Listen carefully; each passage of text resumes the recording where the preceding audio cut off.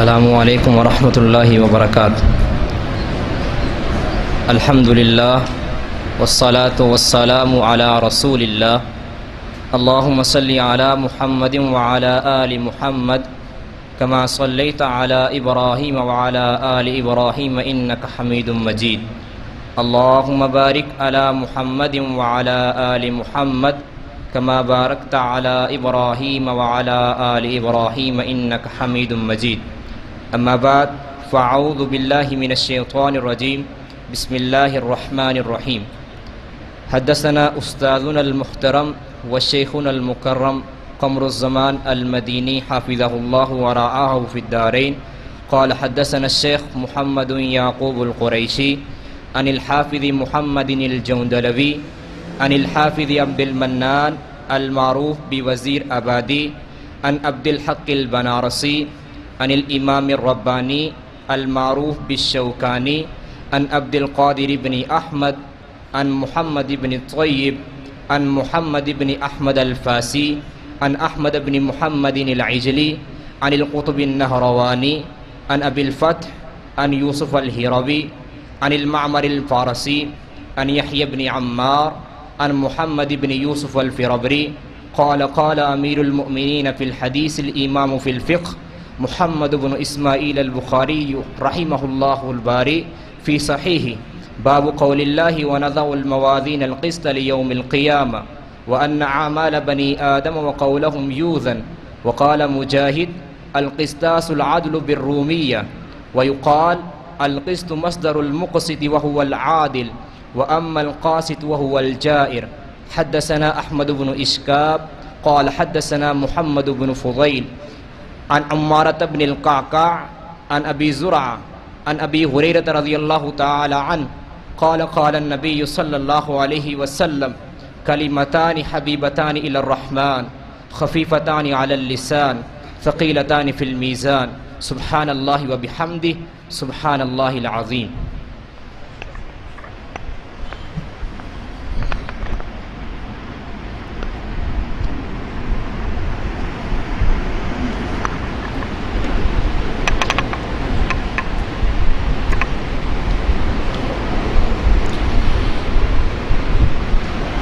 بارک اللہ فیک جزاک اللہ خیرا فتح اللہ علیک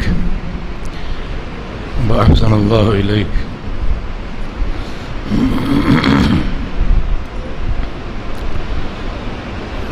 ان الحمد للہ نحمده ونستعینه ونستغفره ونعوذ باللہ من شرور انفسنا ومن سیئات اعمالنا من يهده الله فلا مضل له ومن يضلل فلا هادي له وأشهد أن لا إله إلا الله وحده لا شريك له وأشهد أن محمدا عبده ورسوله يا أيها الذين آمنوا اتقوا الله حق تقاته ولا تموتن إلا وأنتم مسلمون يا أيها الناس اتقوا ربكم الذي خلقكم من نفس واحدة وخلق منها زوجها وبث منهما رجالا كثيرا ونساء واتقوا الله الذي تساءلون به والأرحام إن الله كان عليكم رقيبا يا أيها الذين آمنوا اتقوا الله وقولوا قولا سديدا يصلح لكم أعمالكم ويغفر لكم ذنوبكم ومن يطع الله ورسوله فقد فاز فوزا عظيما أما بعد فإن أصدق الكلام كلام الله وأحسن الهدي هدي محمد صلى الله تعالى عليه وسلم وشر الأمور محدثاتها وكل محدثة بدعة وكل بدعة ضلالة وكل ضلالة في النار۔ من يطع الله ورسوله فقد رشد واهتدى ومن يعص الله ورسوله فقد ضل وغوى۔ اللهم صل على محمد وعلى آل محمد كما صليت على إبراهيم وعلى آل إبراهيم إنك حميد مجيد۔ اللهم بارك على محمد وعلى آل محمد كما باركت على إبراهيم وعلى آل إبراهيم إنك حميد مجيد سبحانك لا علم لنا إلا ما علمتنا إنك أنت العليم الحكيم رب اشرح لي صدري ويسر لي أمري واحلل عقدة من لساني يفقهوا قولي لقد قال الله سبحانه وتعالى أعوذ بالله من الشيطان الرجيم من همزه ونفخه ونفسه بسم الله الرحمن الرحيم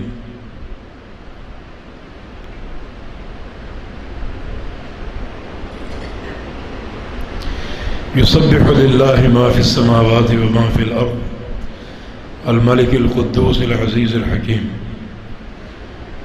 هو الذي بعث في الأميين رسولا منهم يتلو عليهم آياته ويزكيهم ويعلمهم الكتاب والحكمة وإن كانوا من قبل لفي ضلال مبين وآخرين منهم لما يلحقوا بهم وهو العزيز الحكيم ذلك فضل الله يؤتيه من يشاء والله ذو الفضل العظيم.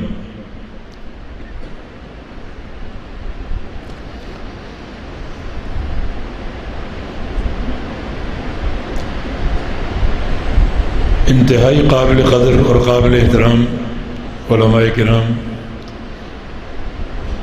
جامع امام بخاری رحمہ اللہ کے اساتذہ اور مشائخ، بالخصوص شیخ الحدیث مولانا قمر الزمان حافظہ اللہ، اور جماعت اہل حدیث کی عظیم مجاہد جناب سبطین شاہ صاحب، جامع امام بخاری رحمہ اللہ کے منتظمین، جملہ معاونین اور تمام سامعین اور حاضرین، السلام علیکم ورحمۃ اللہ وبرکاتہ۔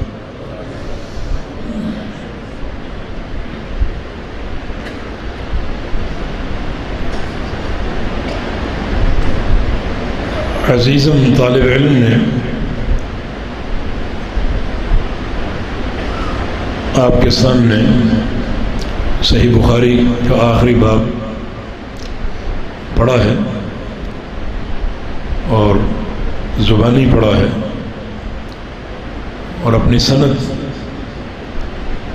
نبی علیہ السلام تک پہنچائی ہے۔ یہ تمیز ہم اہل الحدیث کا اثاثہ اور سرمایہ ہے جو کسی اور مذہب کو حاصل نہیں۔ ہم سمجھتے ہیں کہ یہ سند دین کا لازمی جز ہے، بقول محمد بن سیرین رحمہ اللہ کے الاسناد من الدین ولولا الاسناد لقال من شاء ما شاء، اور ان هذا العلم دین فانظروا عمن تاخذون دینکم، کہ یہ علم یہ دین ہے، اور دیکھو اپنا دین تم کس سے لے رہے، اور سند دین سے ہے۔ اگر سند نہ ہوتی تو جو شخص جو چاہتا کہتا پھرتا۔ جن لوگوں کے پاس سند کا نور نہیں ہے وہ بے تحاشا جھوٹ بولتے ہیں۔ پاکستان میں ایک، میں اس کو داعی تو نہیں کہوں گا لیکن دعات کی فہرست میں اپنے آپ کو شامل کرتا ہے، ایک بڑی جماعت کا ترجمان ہے جن کا تشخص لوٹا اور بستر ہے، اور اس کی تقاریر میں 70% جھوٹ ہوتا ہے۔ وجہ کیا ہے؟ سند نہیں، بے سروپا باتیں، قصے، من گھڑت کہانیاں کہاں بیٹھ کے بناتا ہے۔ روزانہ وہ اس فرمان کا شکار ہوتا ہے،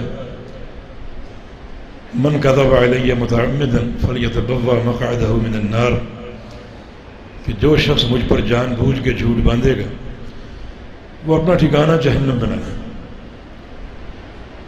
اس کی اپنی جماعت کے علماء اس سے بیدار ہیں کہ یہ باتیں کہاں سے لاتے ہیں، بے سر و پا باتیں، نہ کوئی حوالہ نہ کوئی سند. اور یہاں دیکھیں آپ کو ہر چیز سند کے ساتھ ملتی ہے. یہ اللہ رب العزت کا فضل. میں اس طالب علم سے اتنا متاثر ہوا ہوں. پہلے تو دعا گو ہوں کہ اللہ رب العزت اس کا سینہ علم نافع کے لیے کھول دے، میدان عمل میں اسے اور اس کے رفقاء کو بڑی استقامت کے ساتھ داخل ہونے کی توفیق عطا فرمائے. اللہ تعالیٰ عمل کے دروازے کھول دے. باتیں کچھ اور کرنی تھی لیکن طالب علم کے اس تمیز کو دیکھ کر مجھے سورہ جمعہ کی یہ آیات کریمہ یاد آ گئیں. یہیں سے بات شروع کرتا ہوں. اللہ رب العزت نے اپنے پیارے پیغمبر کی بعثت کا ذکر فرمایا. هو الذی بعث فی الامیین رسولا. اللہ وہ ذات ہے جس نے امیین میں رسول بھیجا. یہ امیین امی کی جمع ہے، اور امی وہ لوگ ہوتے ہیں جو پڑھے لکھے نہیں ہوتے، ان پڑھ، جن کے سینوں میں کوئی دوسرا علم نہیں ہوتا. بالکل صاف ستھرے ان کے ذہن، صاف ستھرے ان کے سینے اور قلوب، صاف ستھرے ان کے باطن. کوئی دوسری زبان سنسکرت ہے یا عبرانی ہے، سریانی ہے، انگریزی ہے، کوئی ان کے اندر موجود نہیں ہوتی. امیین. اللہ نے ان امیین میں اپنا رسول بھیجا. یہ امی ہونا کوئی عیب نہیں ہے. عیب تب ہوتا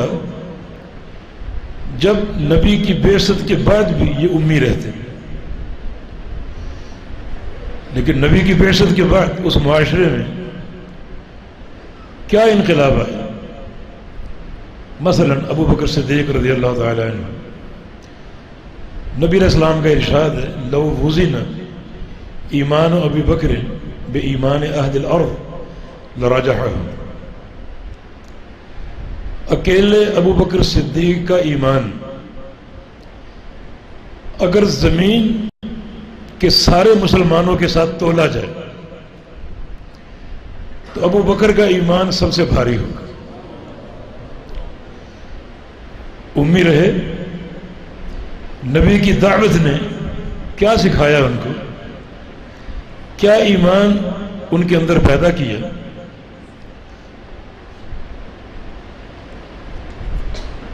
یہ پیارے پیغمبر کی تعلیمات کا اثر.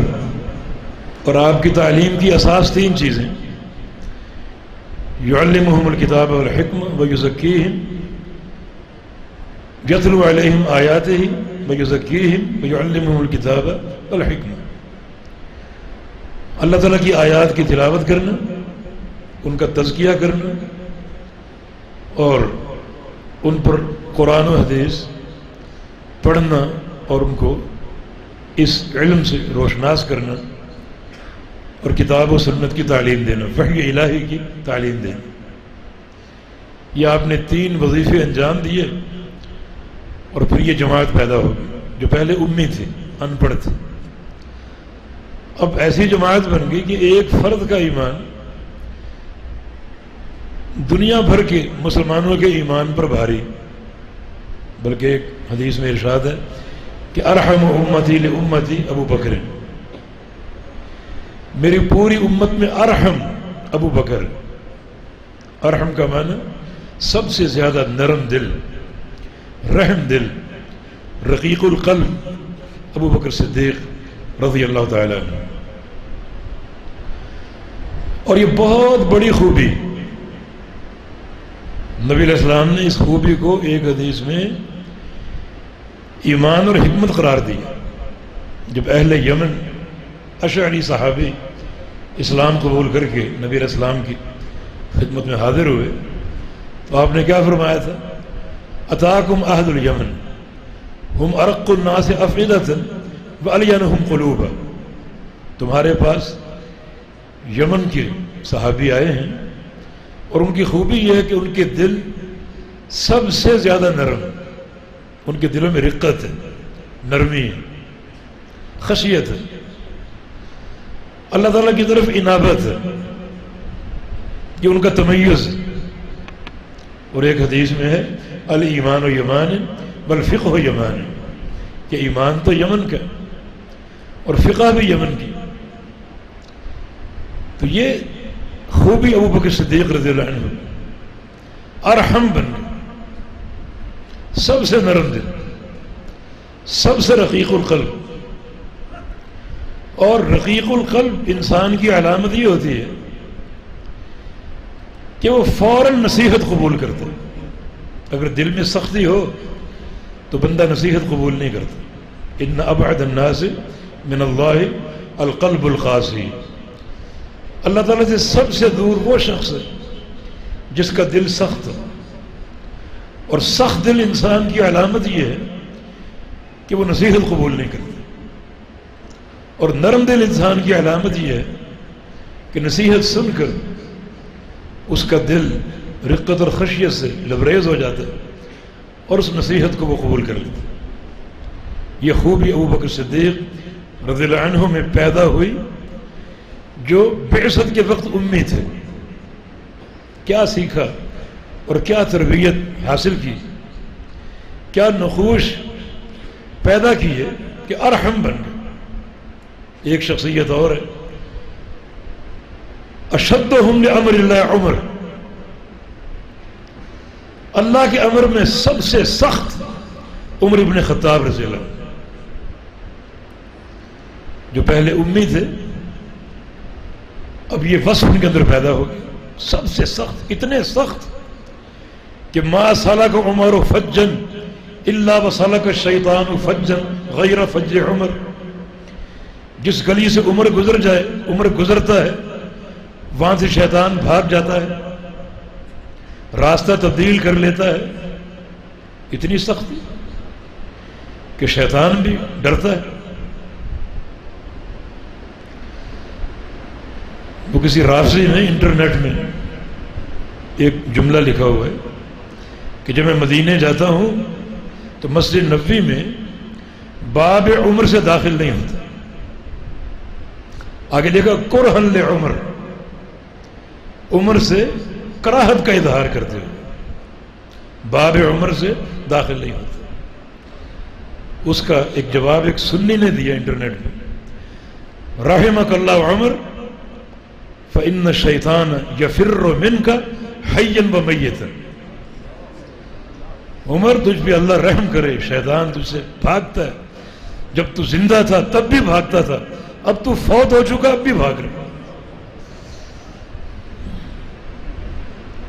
تو اشدہم لدین اللہ اشدہم لامر اللہ، اللہ کے امر میں سب سے سخت عمر ابن خطاب۔ یہ خوبی اللہ کے پیارے پیغمبر کی تعلیم کی برکت سے ہوئی، پہلے امی تھے۔ اور اصدقہم حیاء عثمان، سب سے سچی حیا عثمان غنی میں، سب سے سچا حیادار۔ بڑی عظیم خوبی ہے یہ، آپ کی تعلیمات کا نتیجہ، یعنی کتاب و سنت پڑھنے والا ان سارے خصائص سے مالا مال ہو سکتا ہے، متمیز ہو سکتا ہے۔ عثمان سب سے سچا حیادار۔ یہ حیا کیا ہے؟ حیا کی دو قسمیں، ایک فطری حیا ہے، بعض لوگوں میں ہوتی، لوگوں کے سامنے بات نہیں کر پاتے، لوگوں کے سامنے کھا پی نہیں سکتے، حیا آتی، لوگوں کا سامنا کرتے ہوئے شرم آتی، یہ فطری حیا، یہ قابل تعریف نہیں۔ قابل تعریف شرعی حیا ہے۔ وہ کیا ہے کہ بندہ کہیں بھی ہو، اکیلا ہو، مجلس میں ہو، سفر میں ہو، حضر میں ہو، رات ہو یا دن ہو، ہر وقت یہ تصور اپنے دل میں قائم رکھے کہ اللہ دیکھ رہا ہے، لہذا میں کسی گناہ کا ارتکاب نہیں کروں گا، میرا پروردگار مجھے دیکھ رہا ہے۔ یہ ہے دینی حیا، ہر وقت اللہ کی نگرانی کا تصور، اللہ تعالیٰ کے دیکھنے کا تصور، اور اس تصور کے پیش نظر گناہوں سے گریز کرنا، گناہ کی دعوت آئے ٹھکرا دینا اللہ کی نگرانی کے تصور سے۔ یہ حقیقی حیا ہے، شرعی حیا ہے، سب سے سچی حیا عثمان غنی میں۔ یہ تبدیلی کیسے رونما ہوئی؟ یہ پیارے پیغمبر کی دعوت اور جو آپ نے وظیفہ نبوت ادا کیا اس کی برکت سے۔ پہلے یہ ساری قوم امی تھی، اب یہ امیت زائل ہو رہی، مانا ان کے دل، ان کے دماغ صاف ستھرے تھے، ان میں کوئی غیر اقوام کے افکار نہیں تھے۔ آج جو ہم مکس اپ ہونے کی کوشش کرتے ہیں کہ جناب یہاں درس نظامی بھی ہوتا ہے اور بی اے اور انٹر بھی کرایا جاتا ہے، چلیں آپ کروا لیں، لیکن اس سے کوئی اچھے نتائج برآمد نہیں ہوتے۔ جن مشاہیر نے یہاں کام کیا ہے بر صغیر کی تاریخ میں، وہ ایک ہی رنگ میں رنگے ہوئے تھے۔ حافظ گوندلوی رحمہ اللہ، جن کا سند میں آپ نے نام سنا، ان کو انگریزی نہیں آتی تھی، لیکن دنیا بھر میں ان کے شاگردوں نے عالم اسلام کو منور کر دیا۔ حافظ عبد المنان وزیر آبادی رحمہ اللہ، یک طرف خالص کتاب و سنت کے علوم کے حامل، اور یہ وہ شخصیات نابغہ روزگار، بلکہ جہاں یہ تعلیم مکس ہوتی ہے ایسے لوگ اکثر فتنے پیدا کرتے ہیں۔ چنانچہ پاکستان کی تاریخ آپ دیکھ لیں، جہاں بھی کوئی فتنہ اٹھا وہ ایسے ہی لوگ ہیں، اور یہ جو مدارس کی خالص ٹیم تیار ہوتی ہے، ہم نے کبھی ان سے کوئی فتنہ نہیں سنا۔ اپنے اساتذہ کے ساتھ تعلق اور ان کی زیر نگرانی کام کرنا اور ان کے علم سے مستفید ہوتے رہنا، اور کبھی کوئی فتنہ ہم نے نہیں سنا۔ تو اللہ رب العزت توفیق دے کہ ہم ایسے ہی رجال آج بھی پیدا کریں جو حدثنا اور اخبرنا کے ساتھ مخلص ہوں، اور جن کے سینے واقعتاً کتاب و سنت کی خالص تعلیم سے منور اور روشن۔ تو میں اس عزیز کا ذکر کرنا چاہ رہا تھا۔ اللہ تعالیٰ نے امیین میں رسول بھیجا، رسول نے اپنے وظائف انجام دیے، اور پھر یہ عجیب ایک ٹیم تیار ہو گئی جن کے اوصاف آپ سن رہے ہیں۔ امین هذه الامہ ابو عبیدہ بن الجراح، اس امت کا سب سے بڑا امین، امانت دار ابو عبیدہ، پہلے امی تھے اب کیا بن گیا؟ آئے تھے تو حنظلہ تھے، اللہ کے نبی کی تعلیم حاصل ہو گئی، غسیل ملائکہ بن گئے۔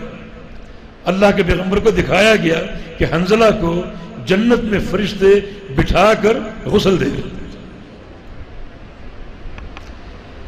کس چیز کا اثر؟ اقواہم علی،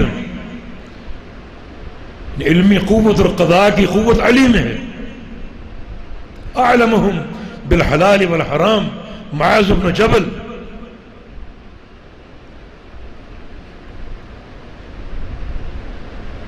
اقرأہم لکتاب اللہ ابی بن کعب۔ ابو ہریرہ سے کیا کہا؟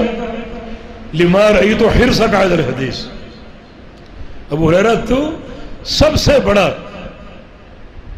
حدیث کا حریص ہے، حدیث کو حاصل کرنے کا، حدیث کو طلب کرنے کا اور پڑھنے کا سب سے بڑا حریص تو ہے۔ ابو ہریرہ آج اپنی چادر پھیلا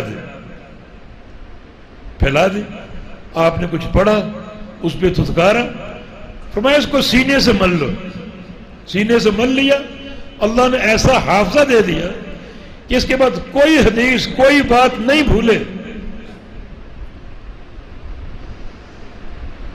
ہاں پہلے امی تھے، یہ اس تعلیم کے نتائج۔ تو اللہ تعالیٰ نے امیین میں رسول بھیجا، یہ صحابہ کی جماعت ہے۔ آگے کیا فرمایا؟ وآخرین منہم، یہ آخرین، یہ واو عاطفہ جو ہے اس کا عطف امیین پر، هو الذی بعث فی الامیین وبعث فی الآخرین، کہ اللہ نے امیین میں رسول بھیجا اور کچھ اور لوگوں میں بھی، کچھ اور جماعتوں میں بھی، منہم جو انہی امیین میں سے، جن کا تعلق امیین سے، جو امیین کی جماعت کا تسلسل ہے، لما یلحقوا بہم، ابھی تک ان سے مل نہیں سکے، ابھی تک آ نہیں سکے، لیکن آئیں گے ضرور، پیدا ضرور ہوں گے۔ لما، طلبہ جانتے ہیں لما کا معنی کیا؟ لم اور لما میں کیا فرق ہے؟ لم یاتی زید، اس کا معنی زید نہیں آیا اور پتہ نہیں آئے گا یا نہیں آئے گا۔ لما یاتی زید، زید ابھی تک نہیں آیا، معنی آئے گا ضرور، ابھی تک نہیں آیا۔ لما یلحقوا بہم، یہ آخرین جو ہیں، یہ دوسری جماعت جو امیین میں سے ہے، ابھی تک ان سے مل نہیں سکی لیکن ملے گی ضرور۔ یہ کون لوگ ہیں؟ یہ آخرین کون ہیں؟ ابھی پیدا نہیں ہوئے لیکن پیدا ہوں گے اور امیین کی جماعت سے ملیں گے، صحابہ کی جماعت سے ملیں گے۔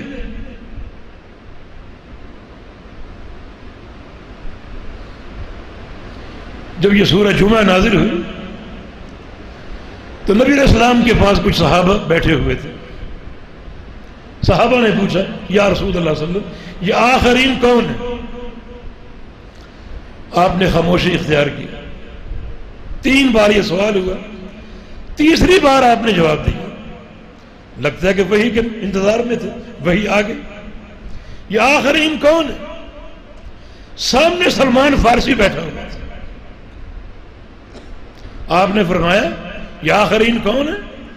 لو کان الدین بثریا لنالہ رجال من ابناء فارس، اگر دین اور علم یہ حدثنا اخبرنا ثریا ستارے پر ہوگا تو فارس کے کچھ نوجوان وہاں بھی جائیں گے اور علم کو لے کر آئیں گے۔ یہ آخرین، ان آخرین کا تعلق علم کے ساتھ ہے۔ اس جماعت کا الحاق امیین کے ساتھ علم کے ذریعے، یہ آپ نے اشارہ دے دی۔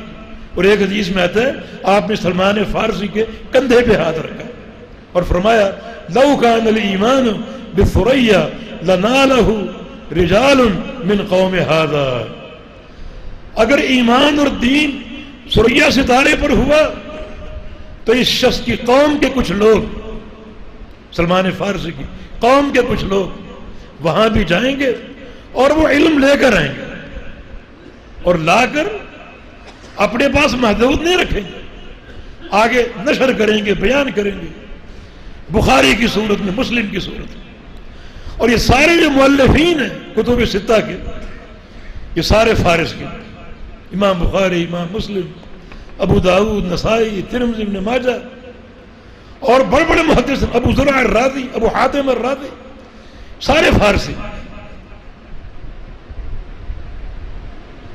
تو فرمایا کہ اللہ نے نبی کو بھیجا آخرین میں، کچھ اور لوگوں میں بھی۔ نبی تو آپ سب کے، بعثت الی الناس عامۃ، لیکن یہ ایک بعثت مخصوص بعثت ہے۔ جیسے یہ بعثت امیین کی جماعت میں ایک خاص بعثت ہے، اس طرح یہ بعثت آخرین میں ایک خاص بعثت۔ وہ آخرین ابھی پیدا نہیں ہوئے لیکن پیدا ہوں گے اور امیین سے ملیں گے۔ بچہ مل گیا نا، اپنی سند پہنچائی اپنے مشائخ کے ذریعے، پوری سند کرتے کرتے جا ملے ابو ہریرہ سے رضی اللہ عنہ۔ ملے یا نہیں ملے؟ یہ ملنا کس کا تمیز ہے؟ ان آیات میں کس کا ذکر ہے؟ کس جماعت کا ذکر ہے؟ میرا یہ دعویٰ ان آیات میں ایک ہی جماعت کا ذکر ہے اور وہ جماعت اہل حدیث ہے۔ اللہ کے پیارے پیغمبر کی حدیث ہے، یہ اسانید ان کا اوڑھنا بچھونا ہے، کسی اور کو حاصل نہیں۔ اور اشباب النظائر میں لکھا ہے کہ اگر آپ کو حدیثیں عاجز کر دے، تھکا دے، ان لم تستطع تحمل مشاق الحدیث، حدیثیں پڑھنے کی طاقت اگر نہ ہو، حدیثیں حاصل کرنے کی طاقت اگر نہ ہو، کیونکہ حدیثیں حاصل کرنا یہ مردوں کا کام، سفر کرنا، علماء کے پاس جانا، محدثین کے پاس جانا، جانب تلمس طے کرنا، تکلیفیں برداشت کرنا، یہ رجال کا کام ہے، ہر ایک کا کام نہیں۔ تو کہتے ہیں پھر ایسا کرو فعلیکم بالفقہ، پھر حدیثوں کو چھوڑ دو اور فقہ پر لو۔ مانا حدیثیں اور ہیں، فقہ اور۔ طلب حدیث یہ رجال کا کام۔ امام بخاری رحمہ اللہ اپنے شیخ آدم بن ابی ایاس کی مجلس میں کافی طویل عرصہ رہے، حتیٰ کہ نان و نفقہ ختم ہو گیا۔ وہ محدث تھے، اور محدث کا ہاتھ ایسے کبھی نہیں ہوتا، ایسے ہاتھ پھیلانا، ایسے تو ہوتا ہے، خرچ کرنے والا ہوتا ہے، ماننے والا نہیں ہوتا۔ امام بخاری نے اپنی تکلیف کا اظہار کسی پر نہیں کیا، فاقہ کیا 1 دن 2 دن 3 دن، لیکن کب تک فاقہ کرتے؟ پھر بھی سوال نہیں کیا، گھاس اور درختوں کے پتے کھانا شروع کر دیا۔ یہ محدثین، اور واقعات ان رحلات میں، ان اسفار میں یہ تکلیفیں ہوتی۔ امام ذہبی رحمہ اللہ نے ایک محدث محمد بن ہارون الرویانی، ان کے ترجمے میں چھوٹا سا قصہ نقل کیا کہ طلب حدیث میں 4 محدث ایک مقام پر اکٹھے ہو گئے، اور چاروں کا نام محمد تھا۔ ایک یہی محمد بن ہارون، دوسرے محمد بن جریر الطبری، تیسرے محمد بن اسحاق بن خزیمہ، اور چوتھے محمد بن نصر المروزی۔ چاروں ایک مقام پر اکٹھے ہو گئے طلب حدیث میں، اور قیام طویل ہو گیا، نفقہ ختم ہو گیا، لیکن کسی سے سوال نہیں کیا، اپنے فقر کا اظہار نہیں کیا، 2-3 دن کا فاقہ برداشت کیا، لیکن جب دیکھا کہ بھوک قابل برداشت نہیں رہی، تو پھر یہ طے کیا انہوں نے کہ کسی سے اپنی حالت کا ذکر کرنا پڑے گا اور مانگنا پڑے گا۔ لیکن کون مانگے؟ وہ کہے تو مانگ، وہ کہے تو مانگ۔ آخر فیصلہ قرآن دادی پر ہوا، قرآن دادی کر لیتے، جس کا نام نکلا وہ جا کر مانگے گا، مانگ کر لائے گا۔ ایک محدث کا نام نکل آیا، اس پر تو ایک موت طاری ہو گئی، میں مانگوں، جا کے سوال کروں، بھیک مانگوں۔ کہا کہ مجھے تھوڑی سی ڈھیل دو، میں 2 نفل پڑھ لوں۔ 2 نفل پڑھے اور دعا مانگنی شروع کی، یا اللہ تیرے علم میں ہے یہ 4 افراد محامد اربع جن کا نام محمد ہے، یہ 4 محمد نامی شخص تیرے پیغمبر کی حدیث کی طلب میں یہاں موجود تھے، اور بھوکے اور ان کو فقر لاحق ہو چکا ہے، تو ان حالات کو جانتا ہے۔ وہ گر گڑا کر دعائیں مانگ رہے، باہر دروازے پہ دستک ہوئی، دروازہ کھولا گیا، وہ وقت کے حاکم کا ایلچی تھا، اور کہا کہ بادشاہ کو یہ خواب آئی کہ فلاں گھر میں 4 افراد ہیں، 4 حدیث کے طلبہ ہیں اور 4 بھوکے ہیں، اور اس نے 4 کا نام لیا۔ محمد بن اسحاق کون ہے؟ یہ ہے۔ اس کو ایک تھیلی دی سونے سے بھری ہوئی، دینار۔ محمد بن جریر کون ہے؟ یہ ہے، اسے تھیلی پیش کی۔ محمد بن نصر کون ہے؟ یہ ہے، اسے تھیلی۔ محمد بن ہارون کون ہے؟ کہا وہ دعا مانگے۔ کیا قرب ہے اللہ رب العزت کا؟ وہ ابھی دعا مانگ رہے، اللہ کی مدد آ گئی۔ یہ رجال کا کام ہے۔ تو کہتے ہیں اگر حدیث کی طلب کی صعوبتیں برداشت کرنے کی طاقت نہیں ہے تو پھر تم فقہ پڑھ لو۔ فقہ میں ایسی کوئی ضرورت نہیں، مانا فقہ اور چیز ہے، حدیث اور چیز۔ یہ رجال ہے، رجال وآخرین منہم، اور کچھ اور لوگ بھی، کچھ اور جماعتیں بھی، منہم اے من الامیین، جو انہی امیین میں سے ہیں۔ انہیں امیین میں سے، لما یلحقوا بہم، ابھی تک ان سے نہیں مل سکے لیکن ملیں گے ضرور. ملے یا نہیں ملے؟ نمونہ آپ نے دیکھا یا نہیں دیکھا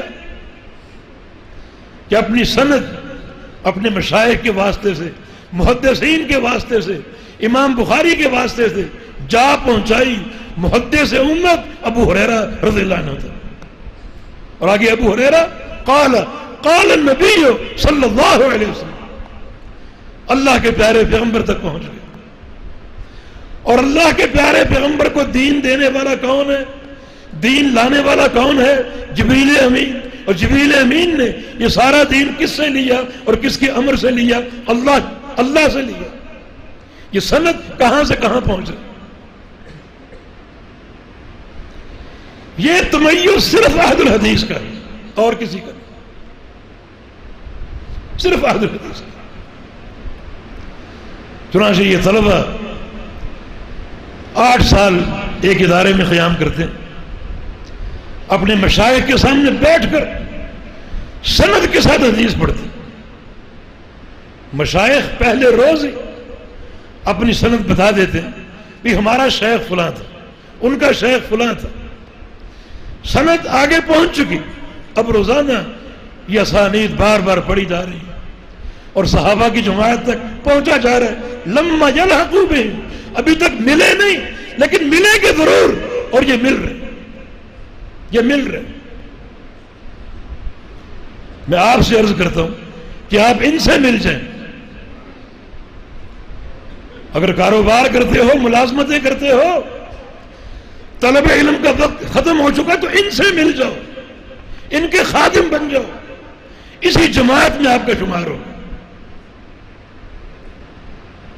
تبھی تو خالق کائنات کا فرمان قل هل يستوي الذين يعلمون والذين لا يعلمون. اے پیغمبر اعلان کر دو، مطلق اعلان، کہ پڑھے لکھے اور ان پڑھ برابر نہیں ہو سکے. مطلق ہے، کوئی اس میں استثناء نہیں. ایک عالم ہو، طالب علم ہو، ان پڑھ خواہ بڑا تاجر ہو، آجر ہو، مستاجر ہو، خواہ وہ سخی ہو، راتوں کو قیام کرے، دن میں روزے رکھے اور جہاد فی سبیل اللہ کرے، اگر پڑھا لکھا نہیں ہے تو عالم کی برابری نہیں کر سکتا. نبی علیہ السلام نے اس آیت کی خود تشریح فرمائی، فضل العالم علی العابد کفضل القمر لیلۃ البدر علی سائر الکواکب. ایک عالم اور ایک عابد کا فرق، ایک طرف ایک عالم ہو، ایک طرف ایک عبادت گزار ہو. عبادت کیا ہے؟ سخاوت بھی عبادت ہے، تہجد بھی عبادت ہے، روزے بھی عبادت ہے، جہاد بھی عبادت ہے. ایک طرف عالم ہو، ایک طرف یہ سارے عبادت گزار ہو. یہ سارے عبادت گزار ستاروں کی مانند ہے، ان کی فضیلت ہے، ستاروں کی مانند ہے. اور ستاروں کے اس جھرمٹ میں ایک عالم دین جو ہے وہ 14ویں کا چاند.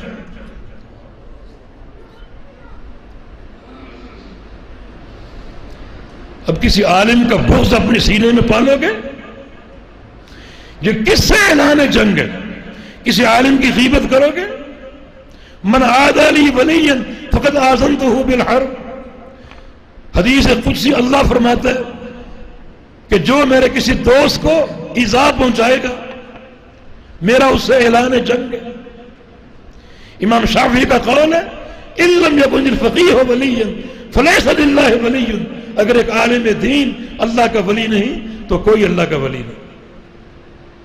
علماء، ان کی مجالس، میں تو ایک طالب علم ہوں، علماء کی مجالس.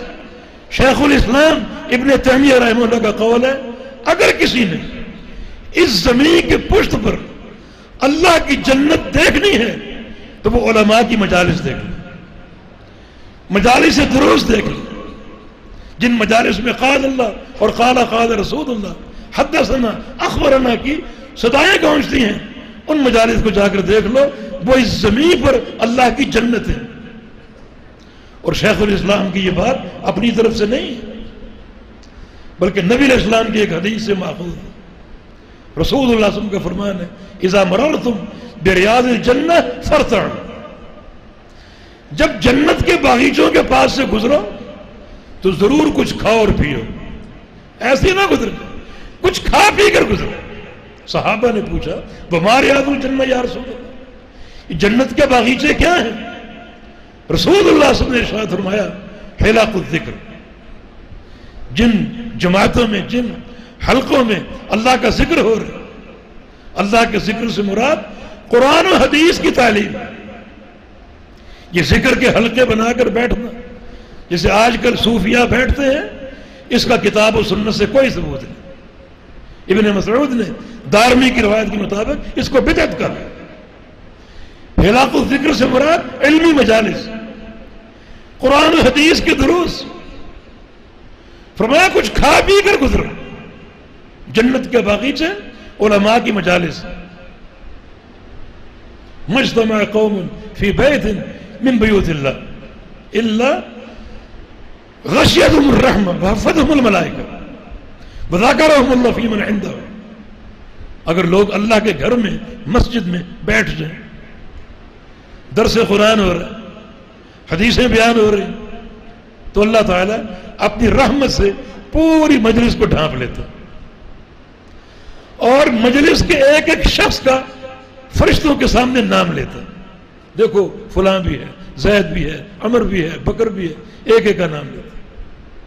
وحفتہم الملائکہ، فرشتے بھی اس مجلس کو ڈھانپ لیتے ہیں۔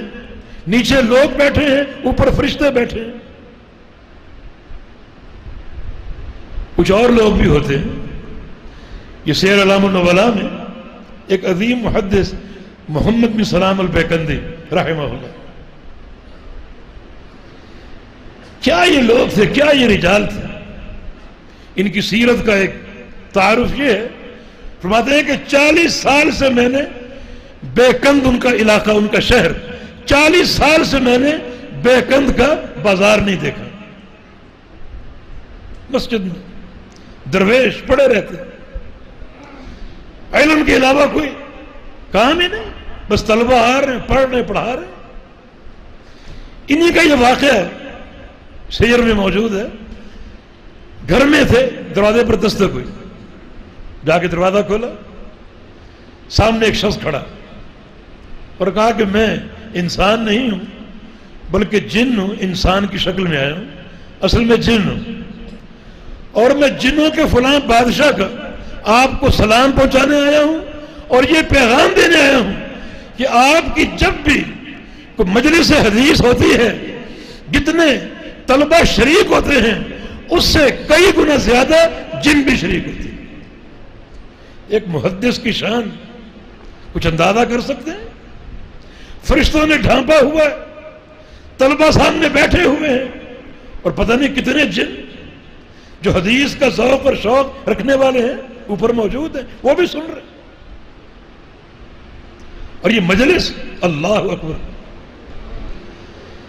محمد بن یوسف الفربری رحمہ اللہ امام بخاری کے شاگرد ہیں اور صحیح بخاری کے راوی بھی، اپنا واقعہ نقل کرتے ہیں کہ مجھے امام بخاری رحمہ اللہ نے ایک مجلس میں بڑی حدیثیں املا کریں، لکھتے لکھتے تھک گیا۔ امام بخاری رحمہ اللہ نے محسوس کیا ہوگا کہ شاگرد تھک گیا ہوگا، میری ہمت بندھائی یہ کہہ کر طب نفسک، فربری اپنا جی اچھا کر لو اور خوشی محسوس کرو یہ سن کر کہ ان اصحاب التجارات مع تجاراتهم، کہ دنیا کے تاجر اپنی تجارتوں کے ساتھ ہیں، اپنے کپڑوں اور برتنوں کے ساتھ ہیں، واصحاب الصناعات مع صناعاتهم، اور صنعت دار لوگ جو ہیں اپنی صنعتوں کے ساتھ ہیں، وَأَنْتَ مَعَ رسول اللہ وَأَصْحَابِهِ، تم اللہ کے پیغمبر کے ساتھ ہو اور اللہ کے پیغمبر کے صحابہ کے ساتھ ہو، اپنا جی اچھا کرو۔ تم کس کے ساتھ ہو؟ دنیا کے لوگ کس کے ساتھ ہیں؟ ابو ہریرہ نے کیا فرمایا تھا؟ اے تاجرو، تم تجارتیں کر رہے ہو، مسجد میں اللہ کے پیغمبر کی میراث تقسیم ہو رہی۔ تاجر مال کی حریص اٹھ کے چلے، دکانیں بند کر کے، کچھ ورثہ ہمیں بھی مل جائے۔ دیکھا وہاں کچھ بھی نہیں ایسا. ابو ہریرہ یہ کیا مذاق ہے؟ میراث کہاں بٹ رہے؟ کہا کیا دیکھ رہے؟ یہ دیکھ رہے ہیں کچھ درویش بیٹھے اور قال قال رسول اللہ حدثنا اخبرنا، حدیثیں پڑھ رہے ہیں، پڑھا رہے ہیں، یہ دیکھ رہے ہیں. فرمایا کہ ھذا میراث رسول اللہ، یہی تو اللہ کے پیغمبر کی میراث ہے. ان الانبیاء لم یورثوا درہما ولا دینارا ولکن ورثوا العلم من اخذہ اخذ بحظ وافر. انبیاء کا ترکہ درہم و دینار نہیں بلکہ انبیاء کا ترکہ علم ہے. جس نے علم سمیٹ لیا اس نے سعادت کا اور خیر و برکت کا ایک بڑا وسیع حصہ سمیٹ لیا. جتنا علم پڑھتے جاؤ گے سمیٹتے جاؤ گے اتنی یہ برکتیں اور خیرات حاصل ہوتے جائیں گے. تو مقابلہ ہے کوئی ان مجالس کا؟ اگر آپ ان میں شامل نہیں ہو سکے، نہ طالب علم بن کر نہ عالم بن کر، تو پھر ان کے سچے خادم بن جاؤ، ان کے محب بن جاؤ، ان سے محبت کرنے والے بن جاؤ. محبت کرنے والے بھی اس جماعت کا حصہ ہوتے ہیں.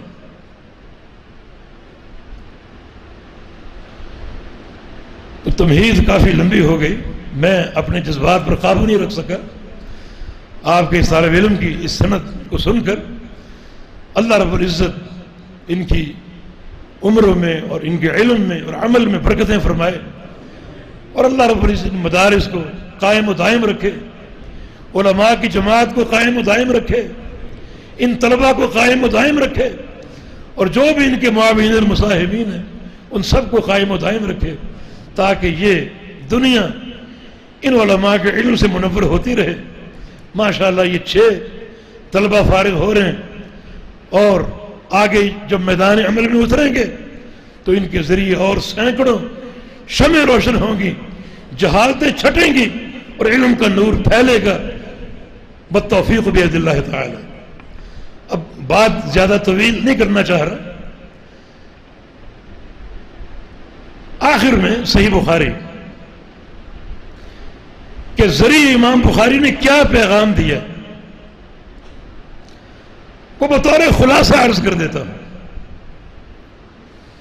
یہ کتاب تو بڑی عظیم الشان کتاب ہے.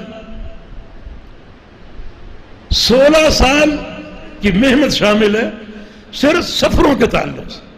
سفر، امام بخاری کے سفر، اور سفر بھی کوئی ایسے نہیں تھے رتب و یابس جمع کرنے کے لیے. بڑے اونچے سفر، بڑے تاریخی سفر. امام بخاری رحمہ اللہ کا پہلا ذہن یہ تھا کہ ایسے محدثین سے علم لیا جائے جن کی سند عالی، ایسی سند کہ میرے اور اللہ کے پیارے پیغمبر تک واسطے کم سے کم رہ جائیں. یہ سند علو، سند عالی، علو کا حصول. یحییٰ بن معین آخری سفر پر تھے، مرض الموت میں تھے. کسی گھر کے فرد نے پوچھا ماذا تشتہی، کیا آپ کی خواہش ہے، کیا چاہتے ہیں اس وقت، کیا اشتہا ہے؟ مقصد یہ تھا کہ مریض کا کچھ کھانے کو جی چاہتا ہے، کچھ پینے کو جی چاہتا ہے، کیا چیز پیش کریں آپ کو.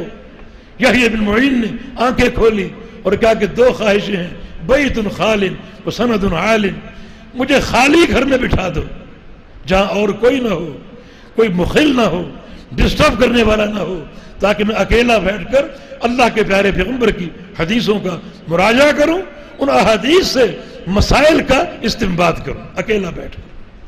دوسرا مسند عال، مجھے آج بھی پتہ چلے کہ فلاں مقام پر ایک محدث ہے جس کے پاس جانے سے اور اس سے علم لینے سے میری سند عالی ہو جائے گی، اللہ کے پیارے پیغمبر تک واسطے کم ہو جائیں گے، تو اس مرض کے باوجود بھی میں چل کے وہاں جاؤں گا اور سند عالی لے کر آؤں گا. یہ محدثین کا شوق. تبھی تو شاعر نے کہا عہد الحدیث ہم عہد النبی وإل لم يصحبوا نفسه انفاسه صاحب. اہل حدیث کی طرح حقیقت عہد النبی، اہل حدیث بھی ہی حقیقت میں نبی والے ہیں، اگرچہ انہیں نبی کی ذات کی صحبت کا شرف حاصل نہیں ہو سکا، لیکن یہ نبی کی سانسوں کے دن رات کے ساتھی. یہ قال رسول اللہ کے پیارے پیغمبر کے فرامین آپ کی سانسوں سے یہ صادر ہوتے تھے، ان سانسوں کے دن رات کے ساتھی.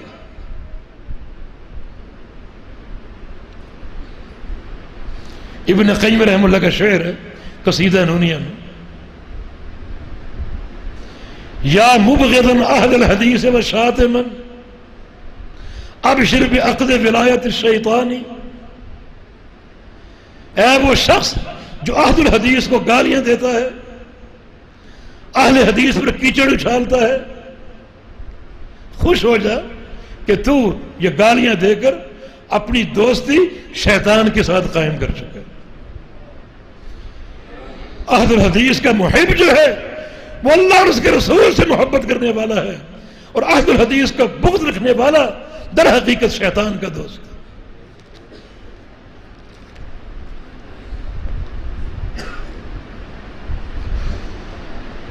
تو امام بخاری رحمہ اللہ کے سفر بڑے چنے ہوئے سفر. مثلا امام بخاری بلخ گئے، بلخ ایک محدث سے ملنے کے لیے جس کا نام ہے مکی بن ابراہیم.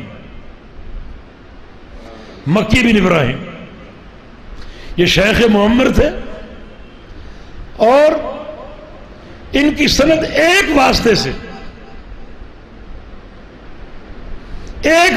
سے صحابی تک پہنچتی تھی، یعنی دو واسطوں سے اللہ کے پیغمبر تک پہنچتی تھی. امام بخاری اس کے پاس گئے تاکہ ثلاثی روایتیں امت کو پیش کریں. ایک مکی بن ابراہیم کا واسطہ، آگے اس کے دو استادوں کا واسطہ، اور آگے قال رسول اللہ، 3 واسطے. علوم کا شوق. امام بخاری رحمہ اللہ نے دیکھا اس وقت امام مالک کے شاگرد کون کون؟ امام قعنبی، امام تنیسی رحمہ اللہ، اور امام حجاز مدینے کے امام ابو مصعب الزہری المدینی. ان کے پاس باقاعدہ سفر کر کے گئے. یہ براہ راست امام مالک کے شاگرد تھے. امام مالک کی روایتیں امام بخاری کو مل سکتی تھی لیکن 2-3 واسطوں کے ساتھ. اور امام مالک رحمہ اللہ سفر کر کے ان مشائخ کے پاس گئے ان سے امام مالک کی حدیثیں لینے کے لیے، تاکہ امام مالک اور ان کے درمیان ایک واسطہ رہے. اور امام مالک کی اکثر حدیثیں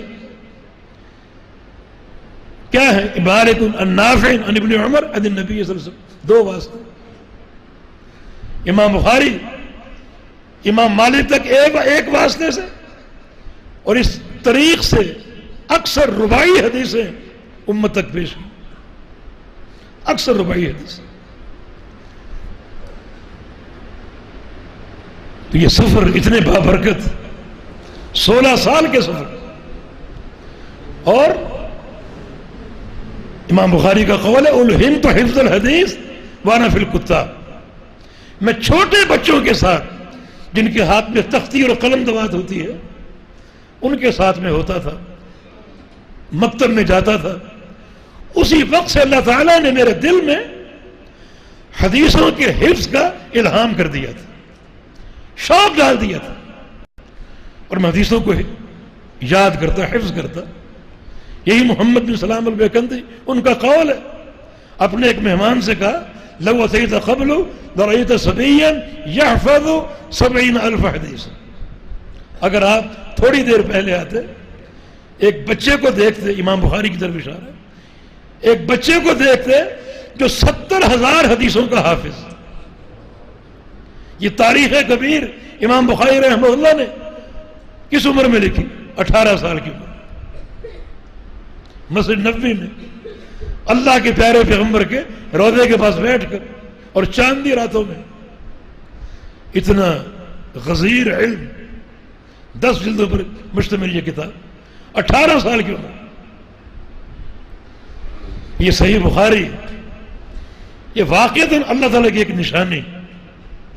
امام بخاری صحیح فرماتے کہ میں نے اس کتاب کو اللہ کی خلق پر حجت بنایا، اور ہمارا یہ عقیدہ ہے کہ اس کتاب کی حیثیت ایک میزان کی ہے. جو مسئلہ اس میزان پر فٹ ہے وہ صحیح ہے، اور جو مسئلہ اس میزان کے خلاف ہے وہ باطل ہے۔ صحیح بخاری، کیا پیغام امام بخاری کا؟ امام بخاری رحمہ اللہ نے شروع میں اس کو مقدمہ ہی کہوں گا، بطور مقدمہ دو چیزوں کا ذکر فرمایا۔ ایک تو باب کیف کان بدء الوحی الی النبی صلی اللہ علیہ وسلم، وحی کا باب، وحی کے احوال، نزول وحی کی کیفیت، وحی کا باب۔ دوسرا جو حدیث پہلے لائے ہیں وہ بھی ایک مقدمے کے طور پر، امیر المومنین عمر بن خطاب کی حدیث رضی اللہ عنہ، انما الاعمال بالنیات، کہ سارے اعمال کی صحت اور قبولیت نیت کے ساتھ۔ یہ دو چیزیں صحیح بخاری کا پیغام ہے، اس کو نوٹ کر لو۔ سارے اعمال کی صحت کا مدار دو چیزیں، ایک عمل اخلاص کے ساتھ ہو نہ کہ ریاکاری کے ساتھ، دوسرا عمل وحی الہی کے مطابق ہو نہ کہ وحی کے خلاف۔ بس یہ دو چیز، نماز پڑھو، روزے رکھو، ان کی قبولیت نمبر ایک اخلاص، نمبر دو وہ عمل اللہ کی وحی کے مطابق، دو چیزیں۔ یہ ذہن اپنے پڑھنے والوں کو دے دیا، امت کے لوگوں کو دے دیا کہ در حقیقت یہی دو بنیادیں ہیں تحفظ کی، عقیدے کی، منہج کی، عمل کی، خلق کی، سیاست کی۔ یہ دو بنیادیں کہ یہ ہر چیز اللہ کی وحی کے مطابق ہو اور ہر عمل کی ادائیگی اخلاص کے ساتھ ہو۔ اخلاص اگر نہیں ہے، ریاکاری کی نیت ہے، واہ واہ شاباش، دنیا تعریفیں کرے، وہ عمل قابل قبول نہیں۔ اور اگر اخلاص موجود ہے لیکن وہ عمل سنت رسول کے خلاف ہے، پھر بھی قابل قبول نہیں۔ بس ان دو بنیادوں کو پلے سے باندھ لو، دو بنیادیں قائم کر کے امام بخاری آگے چلے۔ آگے پوری کتاب کا محور یہ دو چیزیں، کتاب الایمان، بھئی ایمان کی سلامتی، ایمان کی صحت ان دو چیزوں پر۔ ایمان قبول کرو، ایمان والے بن جاؤ اخلاص کے ساتھ، اور ایمان وہی قابل قبول ہے جو وحی الہی کے مطابق۔ من یکفر بالایمان فقد حبط عملہ، جو شخص ایمان میں کسی بھی لحاظ سے کفر کر بیٹھا اور کسی بھی امر ایمان کا انکار کر بیٹھا، اس کی تمام نیکیاں برباد، کوئی نیکی قابل نہیں۔ آگے کتاب العلم ہے، علم کا حصول اخلاص کے ساتھ ہے، اور علم کون سا حاصل کرنا ہے؟ اللہ کی وحی کا علم، وہ علم نہیں جو پڑھنے والے کو شبہات میں مبتلا کر کے اللہ کی وحی سے دور کر دے، جیسے علم کلام ہے، معتزلہ کے علوم ہے۔ امام شافعی کا قول ہے کہ ایک شخص اگر شرک نہ کرے، باقی سارے گناہوں کا ارتکاب کر لے، صرف شرک نہیں کی، وہ شخص اچھا ہے، بہتر ہے اس شخص سے جو درسگاہ میں بیٹھ کر علم کلام پڑھتا، علم کلام کی کوئی کتاب پڑھتا، اس سے بہتر ہے وہ شخص جو ہر گناہ کا مرتکب علاوہ شرک کی۔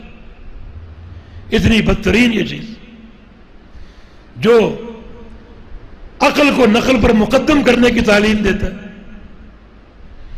شبہات پیدا کرتا ہے طلبہ کے قلوب و اذہان میں، اور ان کو اللہ کی شریعت سے دور کرتا ہے۔ تو کتاب العلم، طلب علم کی اساس اخلاص ہو۔ علم کون سا طلب کرنا ہے؟ جو اللہ کے پیغمبر کی دعا ہے، اللہ کے پیارے پیغمبر کی دو دعائیں، اللہم انی اسألک علما نافعا، یا اللہ میں تجھ سے سوال کرتا ہوں علم نافع کا، نفع بخش علم کا۔ اور ایک دعا کیا ہے؟ اللہم انی اعوذ بک من علم لا ینفع، یا اللہ میں تیری پناہ طلب کرتا ہوں ایسے علم سے جو نفع نہ دے۔ آپ نے خود علم کی تقسیم کر دی کہ علم کی دو قسمیں، ایک علم نافع، ایک علم غیر نافع، نفع بخش علم اور غیر نفع بخش علم، کہ آپ نے تقسیم کر دی۔ تو علم نافع طلب کرو اور وحی الہی کا علم ہے، اللہ کی وحی کا علم، اس کی طلب میں مخلص ہو جاؤ۔ پھر آگے کتاب الطہارہ، کتاب الصلاۃ، کتاب الزکاۃ، کتاب الصیام، کتاب الحج، عمرہ کے مسائل، معاملات، نکاح و طلاق کے امور، حدود، دیگر امور، ان تمام ابواب کا مبنی یہ دو چیزیں، ہر کام اخلاص کے ساتھ ہو اور ہر کام اللہ کی وحی کے مطابق ہو، تب انسان کا دین قابل قبول ہوگا۔ نمازیں قابل قبول کب ہوں گی؟ ان کی ادائیگی اخلاص کے ساتھ ہو اور طریقہ رسول اللہ صلی اللہ علیہ وسلم کا۔ اخلاص نہیں ہے نمازیں مردود ہیں، اخلاص اگر ہے مگر سنت کی مطابقت نہیں، طریقہ نبوی نہیں، تو وہ نمازیں بھی مردود ہیں۔ نماز کا ذکر چلا، امام بخاری کی خزارت علمی کے حوالے سے ان کا ایک قول یاد آ گیا۔ واضح میری تمنا یہ ہے کہ کسی مجلس میں مجھ سے کہا جائے کہ نماز کے موضوع پر جو حدیثیں آپ کے پاس ہیں وہ بیان کریں۔ فرمایا کہ بیان کرنا شروع کروں گا نماز کے موضوع کی حدیثیں اور 10,000 حدیثیں بیان کر کے اٹھوں گا۔ اتنا غزیر علم، اتنا وسیع علم۔ تو بات یہ ہو رہی تھی ان سارے اعمال کی قبولیت اور صحت جو ہے ان دو چیزوں پر قائم، اخلاص کی حفاظت اور ہر عمل کے مطابق ہونا اللہ تعالیٰ کی وحی کے اور اللہ کے پیارے پیغمبر کی سنت ہے۔ پوری صحیح بخاری انہی بنیادوں پر چلتی ہے، حتیٰ کہ آخری باب آ گیا جو آپ نے سنا، باب قولہ تعالی وَنَضَعُ الْمَوَازِينَ الْقِسْطَ لِيَوْمِ الْقِيَامَةِ۔ اللہ فرما رہا ہے کہ ہم قیامت کے حساب کے لیے عدل کا میزان قائم کریں گے، عدل کا میزان۔ کیوں؟ انہی دو سوالوں کا جواب ہے جن پر صحیح بخاری قائم، اخلاص کی حفاظت اور وحی الہی کے مطابق۔ کیونکہ یہ میزان جو ہے یہ اعمال کو تولے گا اسی معیار کے ساتھ، جو عمل اخلاص کے ساتھ ہوگا اور سنت رسول کے مطابق ہوگا وہ وزن کے قابل ہوگا اور قابل قبول ہوگا۔ اگر اخلاص کے منافی ہے یا سنت کے خلاف ہے وہ عمل کسی پذیرائی کا مستحق نہیں ہوگا۔ بس حساب کی گھڑی آ چکی، پیغام آپ کو دیا جا چکا، وقت حساب آ گیا۔ وَنَضَعُ الْمَوَازِينَ الْقِسْطَ لِيَوْمِ الْقِيَامَةِ، ہم قیامت کے حساب کے لیے عدل کا میزان قائم کریں گے، یہ ترازو قائم کریں گے۔ یہ ترازو عدل کا ہے، سن لو، کسی غلطی پر نہ رہنا، عدل کا ترازو ہے۔ اور عدل ایک بڑی کڑی حقیقت ہے، بڑی کڑی حقیقت عدل، اللہ تعالیٰ کا معاملہ عدل بڑی خوفناک حقیقت ہے۔ ایک انصاف ہوتا ہے اور ایک عدل ہوتا ہے۔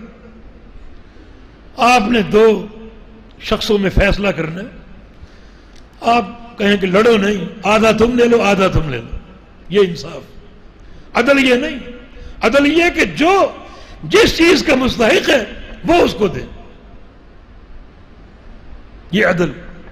اور یہ میزان عدل ہے، جو شخص جس چیز کا مستحق ہوگا سزا یا جزا کا اسے وہی دیا جائے گا۔ وَنَضَعُ الْمَوَازِينَ الْقِسْطَ لِيَوْمِ الْقِيَامَةِ، ہم قیامت کے حساب کے لیے عدل کا میزان قائم کریں گے۔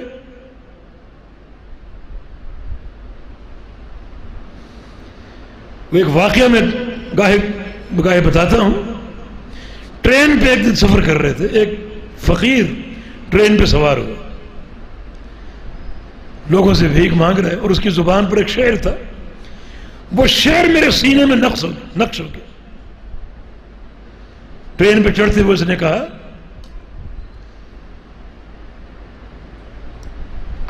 کرے اللہ تعالیٰ کی طرف اشارہ، عدل کرے تو تھر تھر کانپیں اونچی شانوں والے، اور فضل کرے تو بخشے جائیں مجھ جیسے منہ کالے۔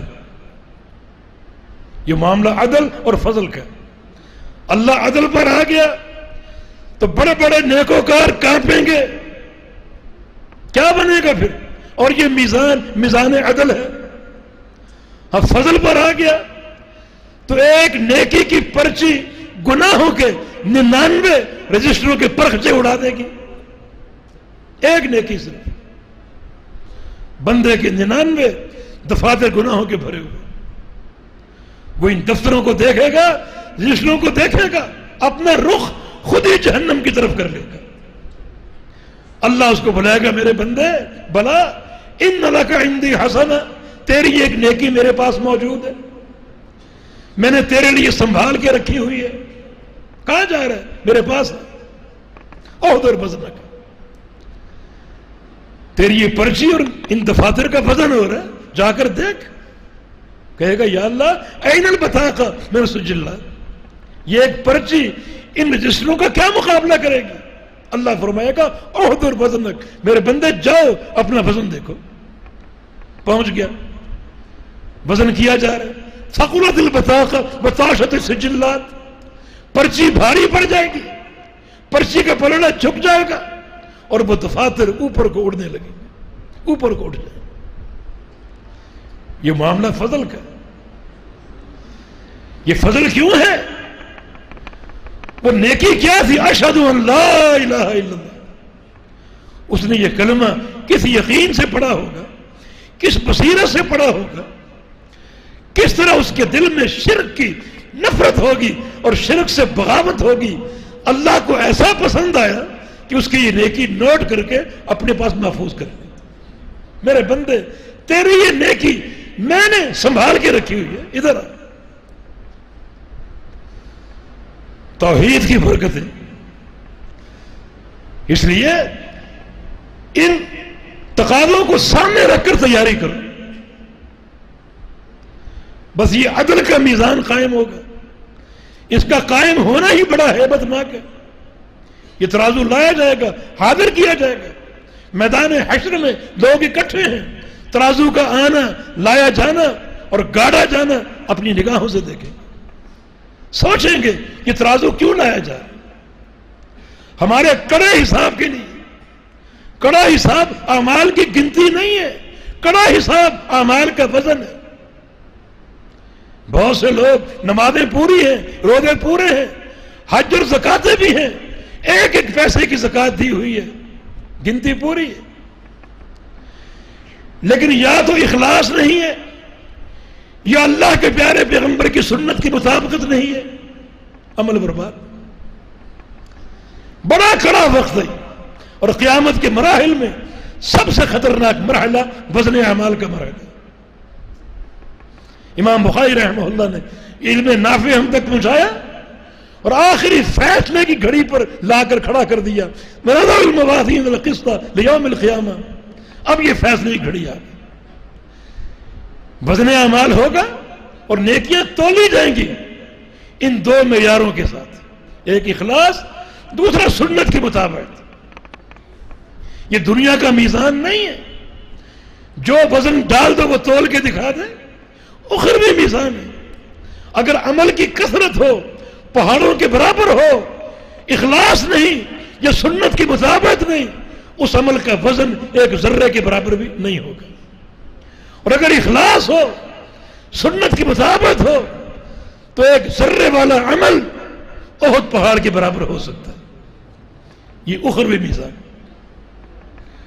تو اس مرحلے کی تیاری کرو ان دو حقیقتوں کو سامنے رکھتے ہوئے، اپنے عمل میں اخلاص پیدا کرو، ورنہ قیامت کے دن بہت سے لوگ آئیں گے، یاتون یوم القیامہ باعمال کامثال جبال تہامہ، اتنی بڑی نیکیاں لائیں گے، ان نیکیوں کا حجم تہامہ پہاڑوں کے برابر ہوگا۔ تہامہ پہاڑ بڑا سلسلہ، ان کے برابر نیکیاں لے کر آئیں گے، لیکن یجعلہ اللہ ھباء منثورا، اللہ ان تمام نیکیوں کو خاک بنا کے اڑا دے گا۔ بکھر جائیں گی نیکی. اللہ اکبر.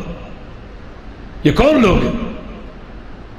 یہ وہ لوگ ہیں دنیا کے سامنے جاتے بڑے پارسا بن کر, کپڑے پہنے ہوئے جناب, اور بڑا پارسائی کا روپ ہے, زبانوں کو, ہونٹوں کو حرکت دے رہے ہیں کہ ہر وقت ہم اللہ کا ذکر ہی کرتے رہتے ہیں دنیا کو دکھانے کی خاطر. لیکن جب اکیلے ہو جاتے اور خلوت میں چلے جاتے تو بڑے بھیانک قسم کے گناہ کرتے, اللہ کی ایک ایک حد کو توڑتے, دنیا کو دکھانے کے لیے اچھا روپ اور اپنے پروردگار کو دکھانے کے لیے اپنا خبیث روپ. یہ دو رخی. چنانچہ دنیا کے سامنے نیکیاں کی, ان کا حجم پہاڑوں کے برابر ہے, اللہ ان نیکیوں کو خاک بنا کے اڑا دے گا. اخلاص نہیں, نیکیاں برباد ہوگی.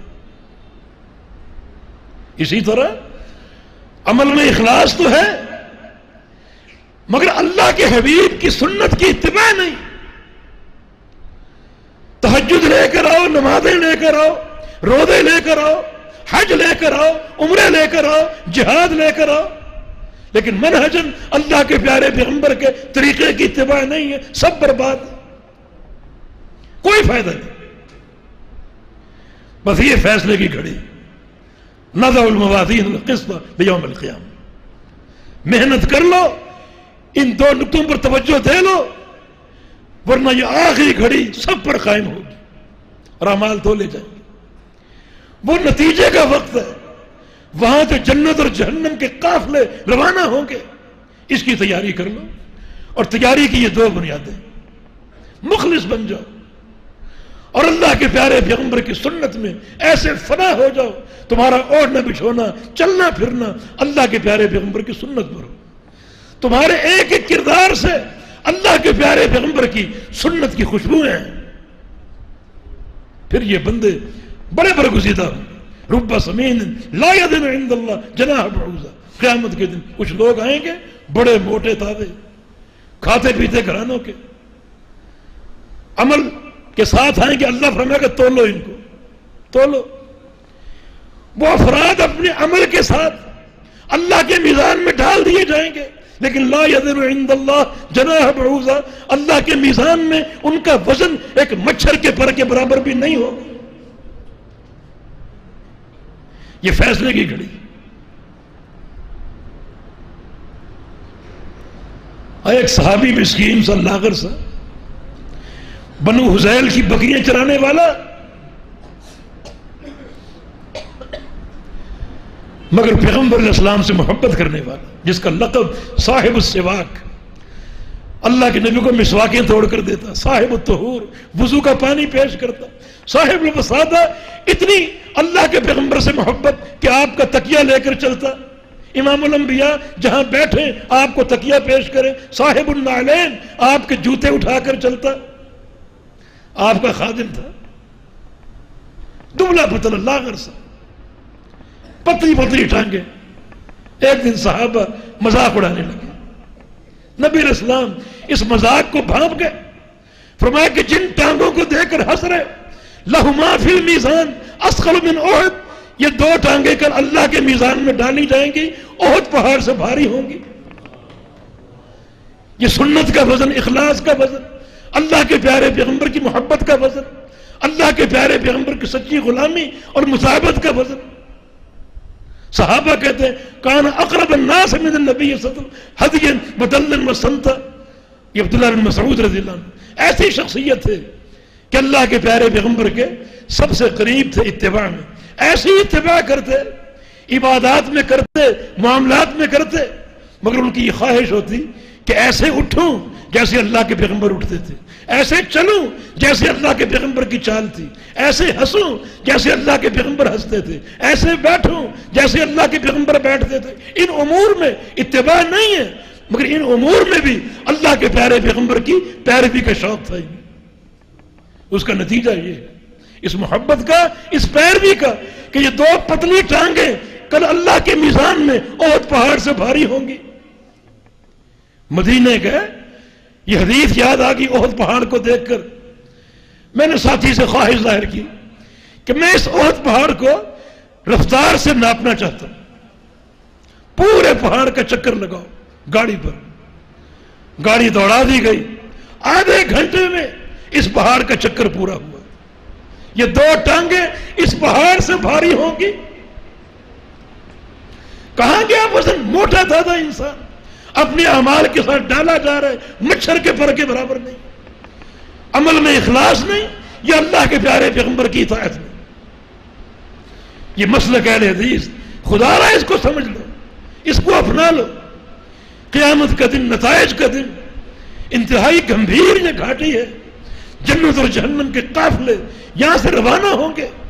آؤ اللہ کے پیارے پیغمبر کی سچی غلامی قبول کر لو. اطاعت کے بغیر گزارا نہیں. تمہارے اعمال پر بزرگوں کا نہیں، باپ دادوں کا نہیں، ابا اجداد کا نہیں، اماموں اور پیروں مرشدوں کا نہیں، بلکہ اللہ کے پیارے پیغمبر کے طریقے اور آپ کی سنت کا رنگ ہو. یا ایھا الذین آمنوا اطیعوا اللہ واطیعوا الرسول ولا تبطلوا اعمالکم. اللہ اور اس کے رسول کی اطاعت کر لو اور اپنے اعمال کو برباد نہ کرو. اطاعت نہیں کرو گے اعمال برباد ہے. کوئی تمہید نہیں، 2 ٹوک بات. اطاعت نہیں کرو گے اعمال برباد. سفر ختم ہو گیا. جہاں سے بات شروع کی پوری کتاب میں چلائی. محدثین کہتے ہیں انما الاعمال بالنیات. یہ حدیث تو فقہ کے ہر باب سے پہلے ہونی چاہیے. ابن مہدی، عبد الرحمن بن مہدی، ان کا قول ہے کہ 70 ابواب فقہ کا عنوان یہ حدیث ہے. بعض علماء کا قول ہے یہ حدیث آدھا دین ہے. 2 حدیثیں پورا دین ہے. اور ان 2 حدیثوں کے محور بھی یہی بات ہے. 2 حدیثیں پورے دین کی برہان ہے. ایک باطنی برہان، ایک ظاہری برہان. باطنی برہان حدیث عمر بن خطاب انما الاعمال بالنیات، یہ آدھا دین ہے. اور ظاہری برہان ام المومنین سیدہ عائشہ صدیقہ رضی اللہ عنہا کی حدیث من عمل عملا لیس علیہ امرنا فہو رد. جو شخص کوئی ایسا عمل کرے جس عمل پر میرا تھپا نہ ہو وہ مردود. وہی 2 باتیں، اخلاص کی حفاظت اور اللہ کے پیارے پیغمبر کی مطابقت. یہ آخری فیصلے کا وقت ہے. میزان قائم ہے. اب اعمال تولے جائیں گے اور نتیجہ ان 2 چیزوں کے ساتھ بنے گا. ان 2 چیزوں پر محنت کر لو. وَأَنَّ أَعْمَالَ بنی آدم وَقَوْلَهُمْ يُوزَنْ. بنو آدم کے سارے اعمال اور زبان کی ساری باتیں تولی جائیں. کتنا حساب دو گے؟ امام بخاری نے اعمال کے بعد قول کا ذکر کیا. حالانکہ قول بھی عمل ہے، مگر قول کی اہمیت کو اجاگر کرنے کے لیے ایک انسان کی 100 سال عمر اور وہ 100 سال دن رات بولتا ہے. گھر میں ہو تو بولتا ہے، دکان میں ہو تو بولتا ہے، اور جو بولتا ہے فرشتے لکھ رہے ہیں. تمہارے بولوں کے دفاتر کا انبار وہ ڈھیر لگتا جا رہا ہے. کتنا اوپر پہنچ جائے گا؟ 100 سال کی گفتگو. امام نووی رحمہ اللہ نے علماء سلف کے حوالے سے قول نقل کیا ہے. بعض علماء سلف کا کہنا ہے کہ اگر اللہ تعالی ہر شخص پر پابندی لگا دیتا کہ فرشتوں کا کاغذ تم نے خرید کر دینا، تو کتنا کاغذ خریدتے ہم؟ پھر ہم خاموشی اختیار کر لیتے کہ نہیں بولنا، بڑا مہنگا کاغذ. 100 سال کی گفتگو کا کاغذ کتنا ہوگا؟ یہ صحیفے تیار ہو رہے، قیامت کے دن پھیلا دیے جائیں گے. تو اللہ کے بندو اپنے قول کا اہتمام کرو. ہر بات پہلے تولو پھر بولو. لکھا جا رہا ہے، اس کا بھی حساب ہوگا. اور قول تولے جائیں گے، زبان کی باتیں تولی جائیں گی. اگر یہ باتیں غیبت ہے، چغلی ہے، نمیمہ ہے، الزام تراشی ہے، تو پھر یہ گناہوں کے پلڑے کو بھاری کر دیں گے. اور اگر یہ باتیں اللہ کا ذکر ہے تو پھر سن لو، سبحان اللہ نصف المیزان والحمدللہ تملأ. صرف سبحان اللہ اللہ کے آدھے میزان کو بھر دے گا اور الحمدللہ پورے میزان کو بھر دے گا. اور میزان کا ایک پلڑا، اس میں 7 آسمان، 7 زمینیں اور ساری مخلوقات سما سکتی. قول، پھر اللہ کا ذکر کرو تاکہ یہ قول تولا جائے اور نیکیوں کا پلڑا بھاری. قال مجاہد القسطاس العدل بالرومیہ، قسطاس رومی زبان کا لفظ ہے جس کا معنی عدل. ایسے الفاظ کو معرب کہا جاتا ہے جو عربی نہیں ہوتے مگر دوسری زبانوں سے عربی میں منتقل کر لیے جاتے ہیں، ان کو معرب، ان عربی بنائے ہوئے. پھر عربی کے سارے قواعد ان الفاظ پر منطبق ہو سکتے. ویقال القسط مصدر المقسط وهو العادل واما القاسط فهو الجائر. قاسط قسطا فهو قاسط، اقسط اقساطا فهو مقسط. دونوں کا مادہ ایک ہے، قاف سین طا، لیکن معنی میں زمین و آسمان کا فرق ہے. قاسط قسطا اور القاسط کا معنی ظالم ہے، اقسط اقساطا اور مقسط کا معنی عادل. حالانکہ مادہ ایک ہے، مادہ ایک ہے، لیکن قسط کا معنی ظلم، اقساط کا معنی عدل. یہ عربی زبان کی وسعت. اور اس کی علمی توجیہ یہ ہے کہ قسط ثلاثی مجرد کا باب ہے جس کی خاصیت سلب ماخذ، چھیننا. تو قسط میں چھیننے کا معنی ہے. اور اقساط ثلاثی مزید فی کا باب جس میں اعطاء ماخذ کی خاصیت. آپ نے فصول اکبری پڑھی ہوگی، فصول اکبری میں خاصیات ابواب کا ذکر. اعطاء ماخذ یعنی ماخذ حصہ دے دینا. اقساط میں اعطاء ہے، دینا، اور قسط میں سلب ہے، چھیننا. تو چھیننا ظلم ہے اور دینا عدل ہے. اس لیے اقساط کا معنی عدل اور قسط کا معنی ظلم. امام بخاری فرماتے حدثنا احمد بن اشکاب، امام بخاری کی سند، قال حدثنا محمد بن فضیل عن عمارة بن القعقاع عن ابي زرعة عن ابي هريرة رضي الله تعالى عنه قال النبي صلی اللہ علیہ وسلم، رسول اللہ صلی اللہ علیہ وسلم کا فرمان ہے، کلمتان حبیبتان الی الرحمن خفیفتان علی اللسان ثقیلتان فی المیزان سبحان اللہ وبحمدہ سبحان اللہ العظیم. دو کلمے، یہ ساری خبر ہے. دو کلمے اللہ کو بڑے پیارے، زبان پر ہلکے، اور قیامت کے دن میزان میں بڑے بھاری ہوں. یہ تعلق ہے باب سے. ہم اعمال کو تولیں گے، یہ دو کلمے میزان میں رکھے جائیں گے، بڑے بھاری ہوں گے، بڑا ان کا وزن ہوگا. جب ہلکے ہیں تو ان کو پڑھو، کوئی بھاری کام تو نہیں، ہلکا کام، کثرت سے پڑھو. یہ شوق دلانا ہے. اور جب رحمان کو محبوب ہے تو آپ بھی ان سے محبت کرو. جو چیز رحمان کو محبوب ہے اس سے آپ محبت کریں گے تو آپ اللہ کے محبوب بن جائیں گے. یہ دو کلمے اللہ کو محبوب ہے. اللہ کے نبی کی دعا جامع ترمذی میں، اللہم انی اسألک حبک وحب من يحبک وحب عمل يقرب الى حبک واجعل حبک حب الی من نفسی واہلی ومالی ومن الماء البارد. یا اللہ تجھ سے تیری محبت کا سوال کرتا ہوں، ایسے لوگوں کی محبت کا سوال کرتا ہوں جو تیرے محبوب ہیں، اور ایسے اعمال کی محبت کا جو اعمال تیرے محبوب ہیں. یہ دو جو کلمے ہیں اللہ کے محبوب ہیں، ان سے محبت کرو. اور محبت کا معنی کثرت سے پڑھو، محبت کا معنی سمجھو. ان دو کلمات میں کیا عقیدہ ہے اور کیا منہج ہے، اس پر قائم ہو جاؤ اور خوب پڑھو. جب پڑھو گے تو پھر یہ دو کلمے قیامت کے دن بڑے وزنی ہوں گے، بڑے وزنی. تو یہ سعادتوں کا ایک خزانہ لوٹ لو. چھوٹے چھوٹے کلمات، سبحان اللہ وبحمدہ سبحان اللہ العظیم. اے اللہ تو پاک ہے اور تیری تسبیح تیری حمد کے ساتھ مقرون ہے. سبحان اللہ وبحمدہ، اس کی تسبیح ہے اور اس کی تحمید ہے. اور یہ دو چھوٹے چھوٹے جملے جو ہیں پوری توحید اسماء صفات کا خلاصہ. سبحان اللہ صفات سلبیہ کا ترجمہ، صفات منفیہ کا. جو صفات عیب دار ہیں اللہ ان سے پاک ہے، اور سبحان اللہ اس کا ترجمہ. جو صفات کمال ہیں اللہ ان کا مستحق ہے، وبحمدہ ان صفات کمال کا ترجمہ. گویا آپ یہ جب دو الفاظ کہیں گے یا 2 جملے کہیں گے تو پوری توحید اسماء و صفات ان 2 جملوں کے ضمن میں، بس معنی کو پہچان لو، ڈٹ جاؤ، اس پر استقامت اختیار کر لو. پوری توحید اسماء و صفات ان 2 کلمات میں منحصر.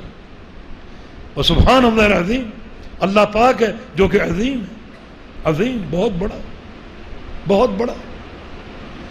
یہ آخری چیز امام بخاری نے پیش کی کہ اس کی عظمت کو پہچان لو، تاکہ اس کی عظمت کو پہچان کر اس کا صحیح خوف تمہارے دلوں میں آ جائے.